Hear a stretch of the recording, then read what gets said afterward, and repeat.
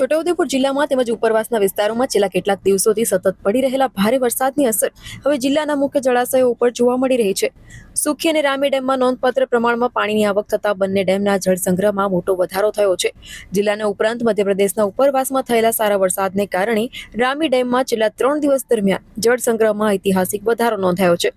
3 દિવસ અગાઉ રામી ડેમનું જળસ્તર 189.90 મીટર હતું। ડેમ માત્ર 19.30% ભરાયેલો હતો, પરંતુ સતત પાણીની આવકને કારણે આજે ડેમનું જળસ્તર વધી 195.40 મીટર થયું છે। જળસંગ્રહ સીધો 82.25% સુધી પહોંચી ગયો છે। માત્ર 3 દિવસમાં જ ડેમના જળસંગ્રહમાં 65.95%નો વધારો નોંધાતા જ ખેડૂતોમાં આનંદની લાગણી જોવા મળી રહી છે। તો બીજી તરફ જિલ્લાના મહત્વના સુખી ડેમમાં પણ સતત પાણીની આવક ચાલુ રહેતા જળસંગ્રહમાં વધારો નોંધાયો છે।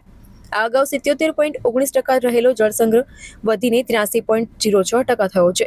ડેમમાં પાણીની આવક સતત ચાલુ રહેતા ડેમનું રૂલ લેવલ જાળવી રાખવા માટે તંત્ર દ્વારા 2 વખત પાણી છોડવામાં આવ્યું। પાણી છોડાતા જ નીચાણવાળા વિસ્તારોમાં રહેતા લોકોને સાવચેત રહેવા અગાઉથી સૂચના આપવામાં આવી હતી। જિલ્લામાં મુખ્યત્વે મકાઈ, ડાંગર, તુવેર, સોયાબીન સહિતના પાકનું મોટા પ્રમાણમાં વાવેતર કરવામાં આવ્યું છે। સારા વરસાદ અને ડેમોમાં થયેલા જળસંગ્રહના કારણે ખેડૂતોમાં નવા ઉત્સાહનો માહોલ જોવા મળી રહ્યો છે। છોટાઉદેપુર જિલ્લામાં સતત વરસી રહેલા વરસાદે ખેડૂતોના ચહેરા ઉપર ખુશી લાવી છે।